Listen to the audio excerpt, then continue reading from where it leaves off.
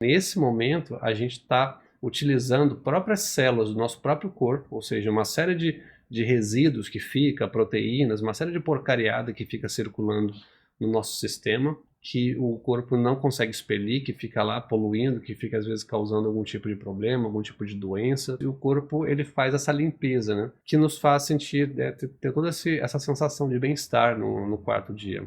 Bom, 10 horas da manhã, 70 horas de jejum, e eu decidi quebrar, né? Já quebrar o jejum. Ainda não o fiz, eu vou descer e aqui vai estar a minha estratégia, né? Eu gostaria de ter tido tempo de tomar Psyllium antes de já fazer a minha primeira refeição, né, de realimentação, mas eu não tive tempo de sair para comprar, porque minha vida está bem difícil em termos de tempo, então eu vou direto para a refeição mesmo. Muito provavelmente, se eu prolongasse o jejum, né, desse quarto dia em diante, eu ia sentir coisas muito parecidas. Dificilmente eu ia sentir algum sintoma diferente dali em diante, né? Porque o corpo ele já chegou nesse estado de plenitude, assim, onde ele praticamente disse assim, eu estou um pouco mais conformado aqui e eu sei como utilizar as reservas de gordura que eu tenho para poder viver e vou ficar aqui pacientemente esperando pelo momento que eu vou comer. Bom, antes de ir para o restaurante, vamos ver se eu perdi algo. Ui, quase caiu. 77,4, o meu peso final.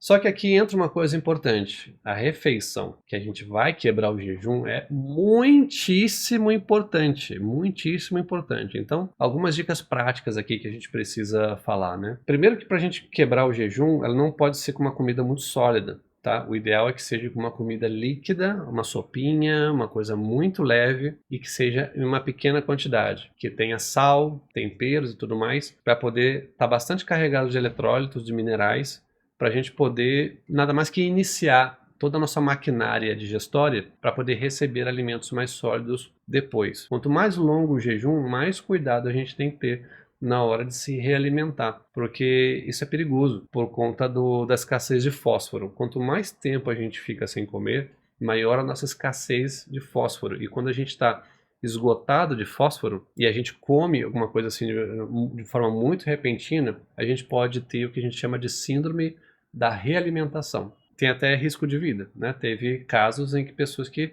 infelizmente faleceram porque comeram depois de muito tempo de jejum e acabaram falecendo por conta disso. Isso foi descoberto depois que soldados que foram resgatados de guerras, né, foram recuperados depois de dias, semanas, meses sem comer, foram resgatados e depois foram alimentados. E aí esses soldados acabaram falecendo ou tendo graves problemas de saúde. Depois, pesquisando mais a fundo, foi ver que era por conta desse conflito, né? Um organismo totalmente esgotado de fósforo e aí entra com alimentação, aí acaba agredindo muito e a pessoa acaba passando muito mal ou até falecendo. Então, quanto mais longo o jejum, mais cuidadosa tem que ser a realimentação, de forma mais gradual, de forma mais cuidadosa, porque é aí realmente que mora o perigo. Não é durante o jejum em si, não é antes, é realmente durante a realimentação. Por isso que jejuns muito longos, né, passando aí de 7, 10, 15, 20 dias, precisam ser acompanhados por um profissional, tá?